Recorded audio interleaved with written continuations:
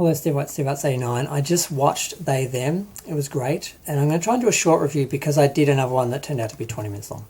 Okay, so I wasn't sure what to expect from this film. When I first heard about it, I heard it was a conventional horror film. Then I heard it was a horror film about conversion therapy, and I wasn't sure what sort of horror film. Was it going to be a slasher? Was it going to be literally just the horrors of this like torture camp, which is basically what conversion therapy camps are? And it starts off very, very much as a conventional horror film. You see a woman driving at night, her tires are blown out by nails someone's put down, and then after she gets out of a car, she's killed, and then we pan over to the camp and we see that that's just happened near the camp. Now the next day, the counsellors greet the kids who have been sent there. They've all been forced there, basically, and you're wondering, how is this going to go? Is it going to be just a bunch of religion and homophobia and just, horror on that level? But Kevin Bacon, who is the leader of the camp who runs the camp, very much right away tries to put them at ease and says, look, we're not homophobic. If you're gay and you're happy being gay, we're happy for you. But if you're not, we're going to help you work out who you are. I'm like, oh no, don't tell me this is actually going to try and rationalize this and make it okay. No. It doesn't take long before we see that he's a psycho. He believes what he's doing, but he's a psycho, and he's prepared to, he will convert these kids if it kills them. That's sort of his attitude. That doesn't mean he's actually the killer, though.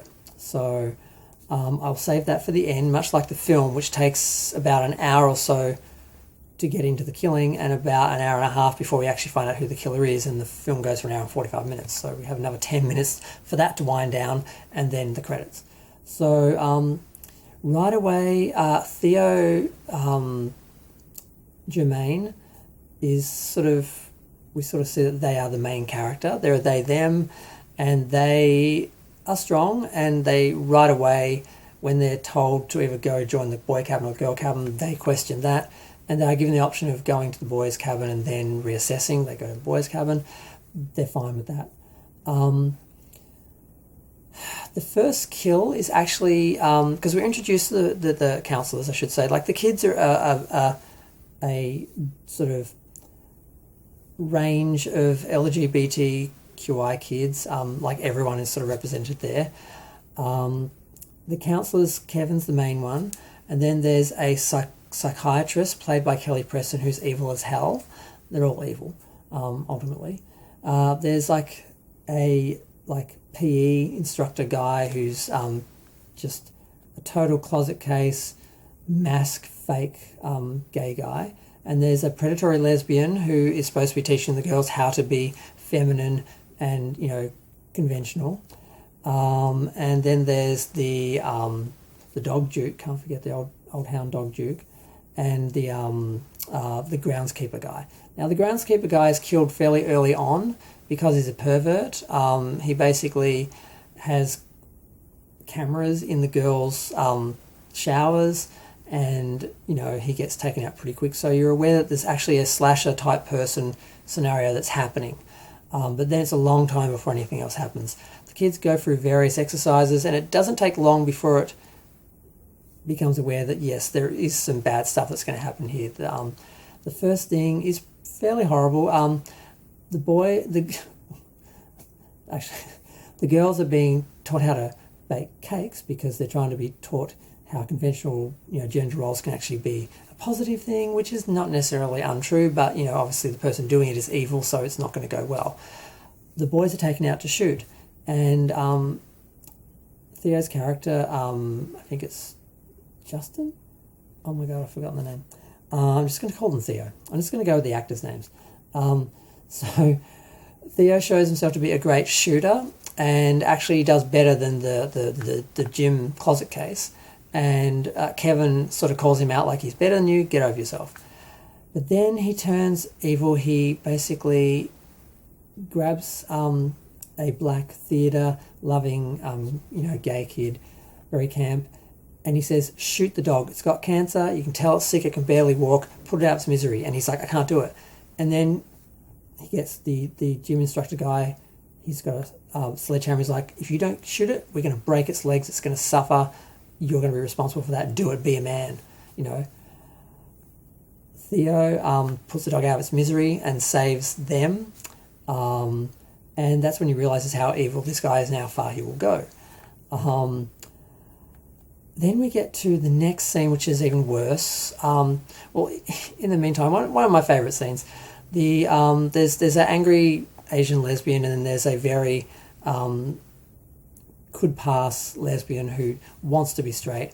They're talking on the lake, and she actually says that the can pass lesbian says to the Asian lesbian, "I keep expecting Jason Voorhees to come out of the woods," and she's like, "Who?" And then they kiss, and I'm like, Jason Voorhees bringing people together on lakes, since 1980. It's a beautiful thing.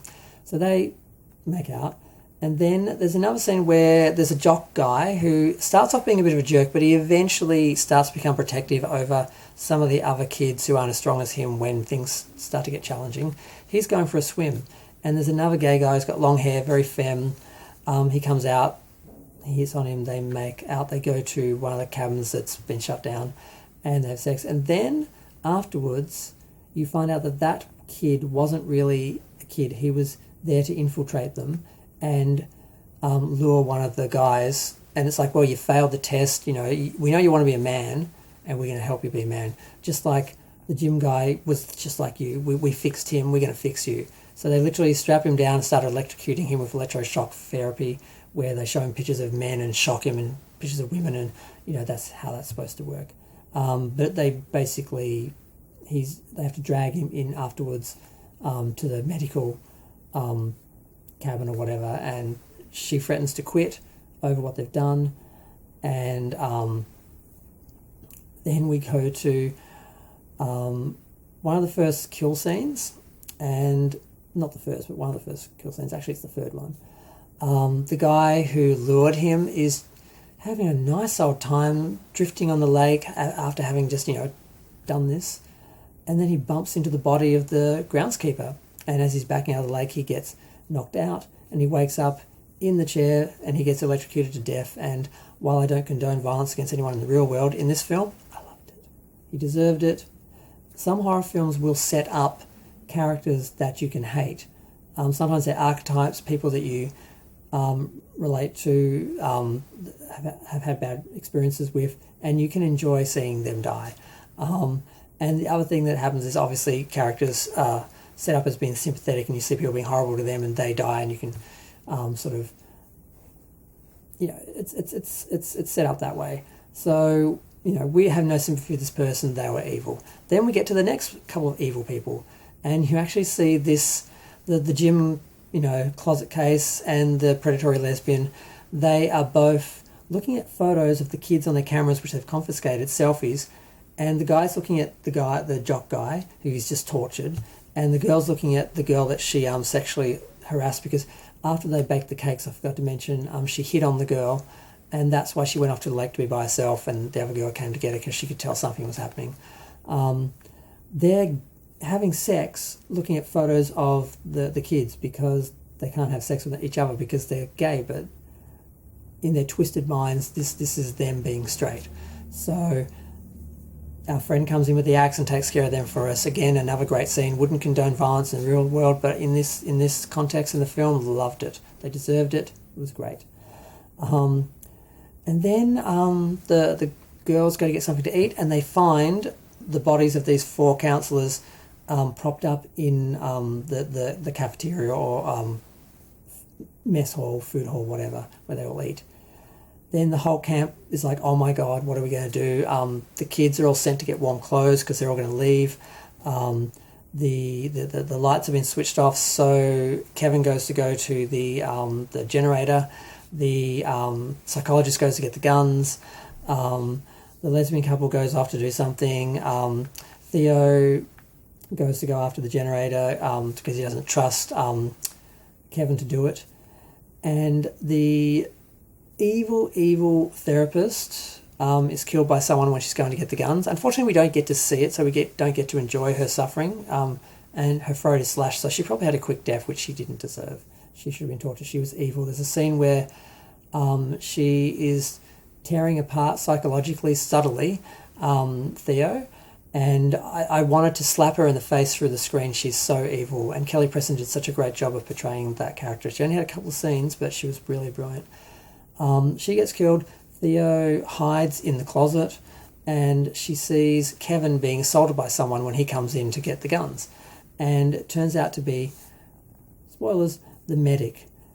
She killed the lady at the start who was the actual medic who was hired, and she was one of the past people who'd been into that camp. That camp's been around for like 100 years, torturing kids, in the name of, Christianity or religion or whatever.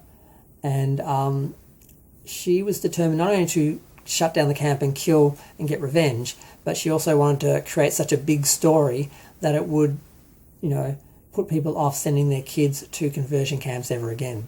By exposing the torture in that, because they were torturing kids, and there was like a history of 100 years of, there's all these photos of kids that have been abused and tortured and all that. So it's like she's really trying to shut this whole institution down. That's why she's the anti-hero, and we love her. I do anyway. She's actually played by Anna Klumsky. I can't pronounce her name. The girl from My Girl. And she gets too close to Kevin. Kevin knocks her down, starts choking her. Theo comes out of the closet with the gun and is like tempted to kill him by I'm just going to call her Anna. I'm going with the actors' names here. I'm sorry. Her name is Angie. I wasn't sure if Angie was actually a nod to Angela from Sleepaway Camp. If you've seen that film, I won't spoil the ending, but I think maybe that was a nod. But Theo says, no, I'm not going to do it. I'm not going to kill him. And then Angela actually pushes him back onto a rhino that's on the wall and then slashes his throat and adds revenge onto the their little slogan for the camp is something like renew, rejoice, something like that. And she just adds revenge to the end of it's like 3 words. And then she adds revenge to that, slashes his throat. So Kevin dies again, throat slashed in a horror movie at a camp, And he kind of deserved it because, like I said, I wouldn't endorse anyone doing anything like this in the real world, but in this film, he deserved it because he was evil. He may have believed what he was doing. He wasn't a sadist like the gym guy and the predatory lesbian. They were enjoying what they were doing. He did believe what he was doing, but he was willing to, he was going to convert these kids if it killed them.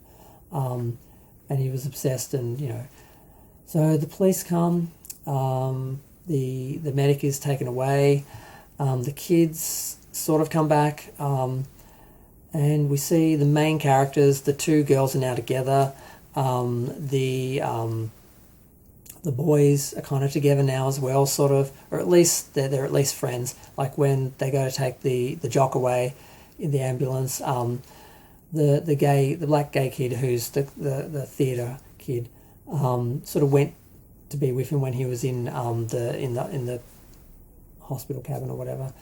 And when they're taking him away, he says, "Is he family?" And he's like, "Yeah." So they go off together, and the kids, it sort of winds down. Takes about 10 minutes to wind down, and they ask, "What are they going to do after this?" The girls, it's like, "Well, we're going to go back and tell our families that we are going to be who we are, and get over it." The black trans girl is like, "Well, I'm going to be fine." Theo's like, "I'm going to get emancipated," and they walk off, and they've survived, they're stronger for it, and the bad people have all been punished, and the institution's been tarnished, and I loved the film. I thought it was great, and I can't believe I'm still talking after 14 minutes. I was trying for 10 minutes, I couldn't do it, but yeah. So yeah, I really loved this film. I wasn't sure if it was going to be a conventional horror film or not. Now, if you are just a conventional horror fan, you may struggle a bit if you can't relate to the characters because it spends a lot of time dealing with the characters, but you're in this state of what's going to happen next, who's the bad guy, what is the bad guy in this film, that it should be interesting enough, I think, to keep you interested in between those couple of kills, because there's a long gap between the first and second kill and then the second and the third, and then you sort of get all the kills all at once. So it's not really a conventional slasher film, but it's not like a political gay drama either. They kind of managed to juggle all those balls and do a good job of it. And I really wish more films would be like this. I love Kevin Bacon for being in this film. He executive produced it. It was done for Peacock. I'm upset it didn't get a theatrical release. I think it's that good. I loved it. I'll be buying it. Hopefully it's available on DVD and Blu-ray at some point. It came out in July. I didn't even realise it had been out this long. I saw some interviews for Kevin and I just didn't relate to a date or anything to see it, and I didn't end up, just like Fire Island. It's been out for months, I didn't know. But I finally watched it. I'm reviewing it. It was great. Unfortunately, I've been up all night. I should have gone to bed hours ago. I watched this film at 5 a.m. and now I'm awake and energized